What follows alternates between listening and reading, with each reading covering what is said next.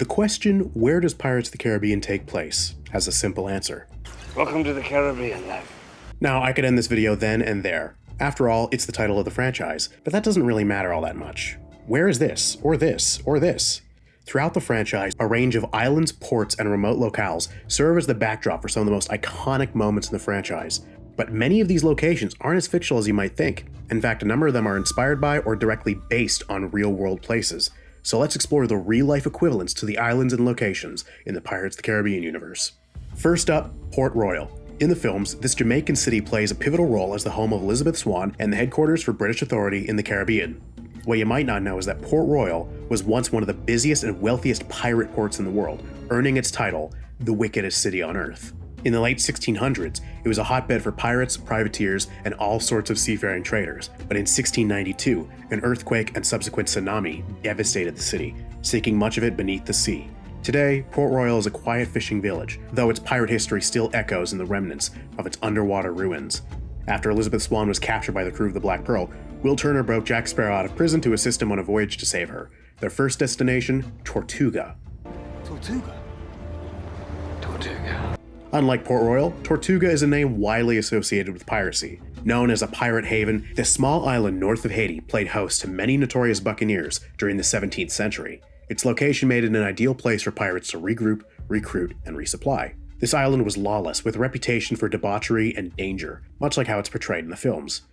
Though Tortuga today is a far cry from its rowdy past, it's fascinating to think about this real place that inspired some of the most legendary tales of piracy. I just released a whole video covering the history of Tortuga. Go check it out. Now, let's turn to one of the more fantastical islands in the series, Isla de Muerta. While this island doesn't exist in reality, its eerie, hidden treasure-filled caves are inspired by volcanic islands in Mexico. Given the lore surrounding this island as a resting place for the cursed Aztec blood money paid to Cortez to stave his genocide, it must not be far from Mexico. Volcanic islands with dark caves have been a staple of pirate legends for centuries, making Isla de Muerta feel oddly grounded despite its supernatural elements.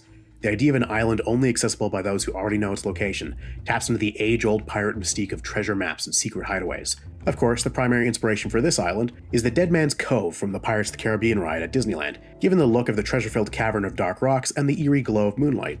After Will rescued Elizabeth and Jack was captured by Barbossa's men, the Black Pearl was chased down by the Interceptor, engaged in a quick battle, and sank the fastest ship in the Royal Navy. They were all saved by Will, but Barbossa double-crossed him by marooning Jack and Elizabeth.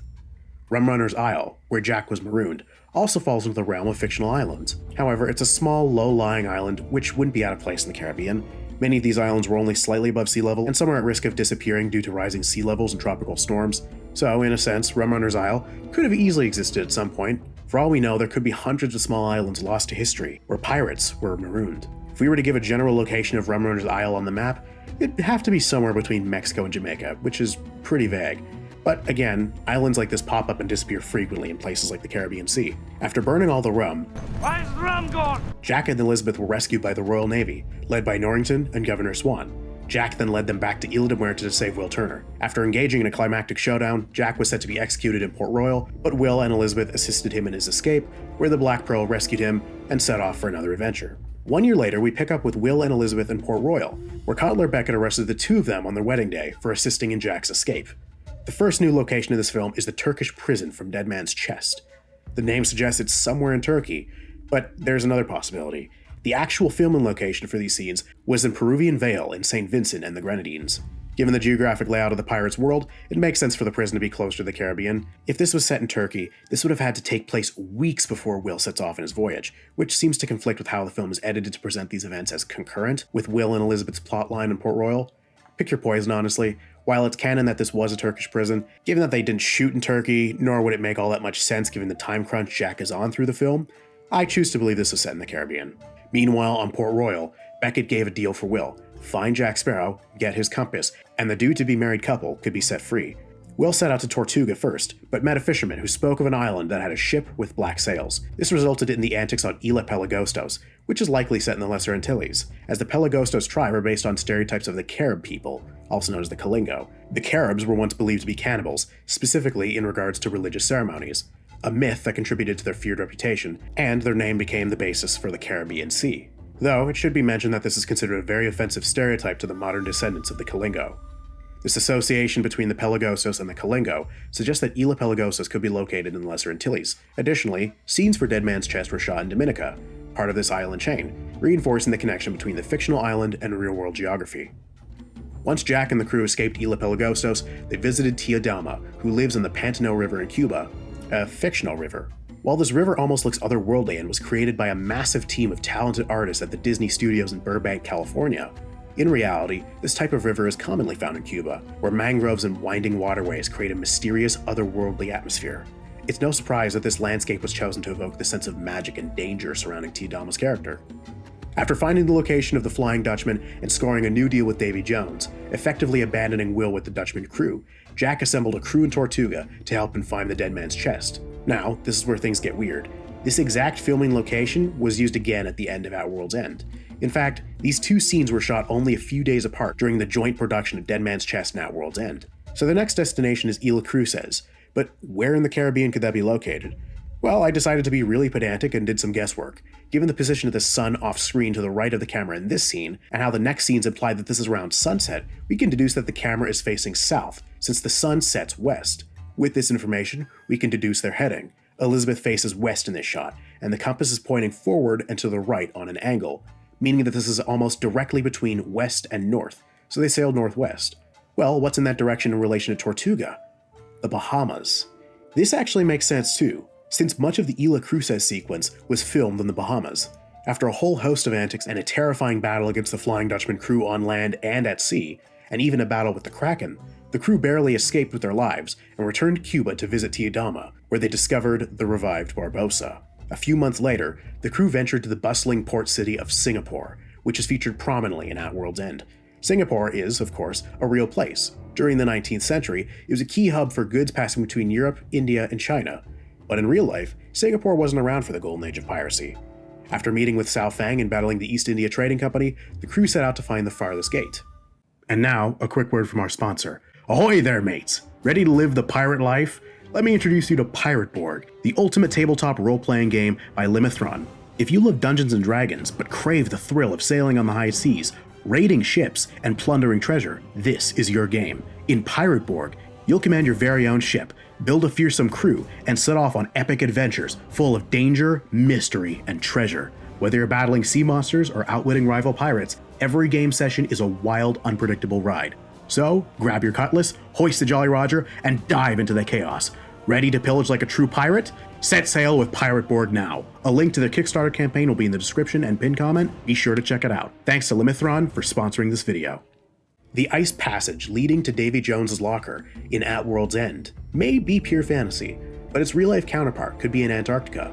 According to the At World's End video game map, the pirates sailed through the Indian Ocean to reach the farthest gate, which actually makes sense when you consider that they arrived in Davy Jones' locker soon after, and once they found Jack, they returned to the world of the living by flipping the ship upside down during the Green Flash. What this could mean is that they're basically flipping from one side of the world to the other, which all coincides with the Caribbean and the rest of North America, being opposite on the planet from the Indian Ocean. Once they returned from the locker, they appeared near the Black Sand Beach. This is where the Kraken's corpse washed up in At World's End, and the dark volcanic sands in this location strongly suggest that it takes place in St. Vincent, which, funny enough, is where the scene was actually filmed. After being found by Beckett, the rest of the second act of At World's End was spent in a cat-and-mouse chase to Shipwreck Cove, the stronghold of the Brethren Court. While the exact location is unknown, it's likely located somewhere in the southern Lesser Antilles, since, according to The Price of Freedom, the cove is a day's sail north of South America. This region is home to many secluded bays and hidden coves, making it a fitting location for pirate councils and secret gatherings.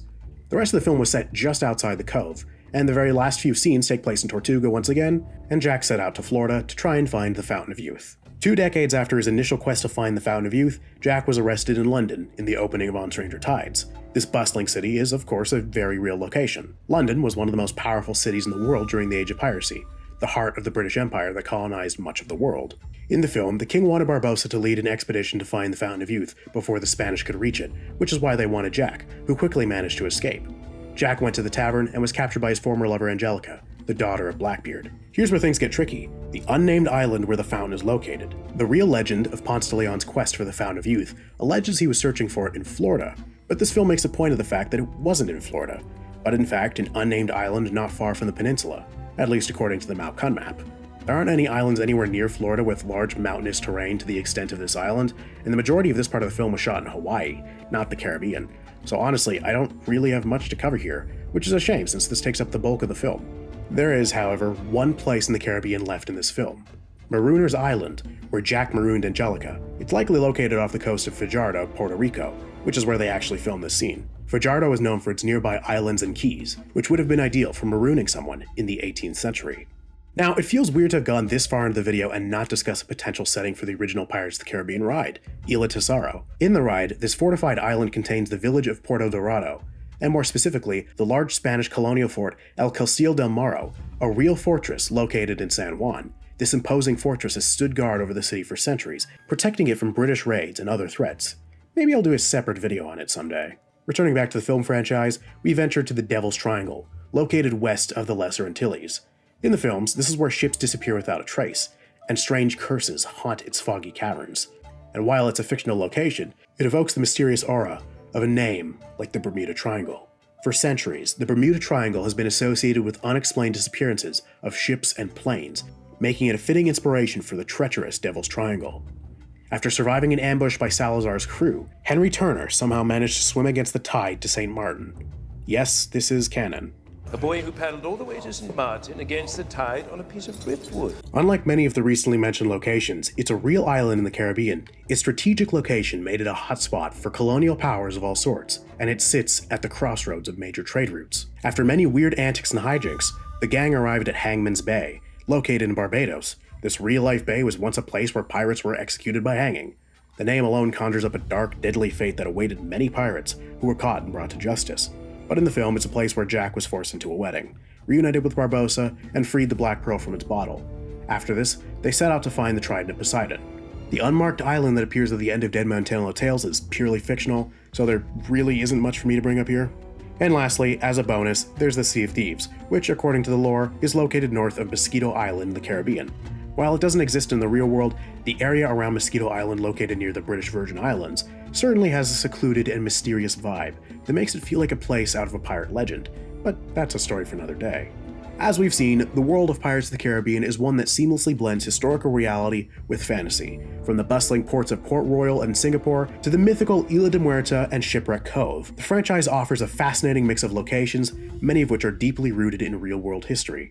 These places remind us that while the voyages of the Black Pearl and her crew may be fictional, the world of piracy was very much real once upon a time. That's it for today's video. If you liked it, give it a like and hit the subscribe button, comment down below and share your thoughts on this topic. Which of these real or fictional locations would you visit? And be sure to check out Pirate Borg. A link will be in the description and pinned comment down below. Join my Patreon page for early access to my videos and join my Discord server. Thank you all for watching, and I hope you all have a great day.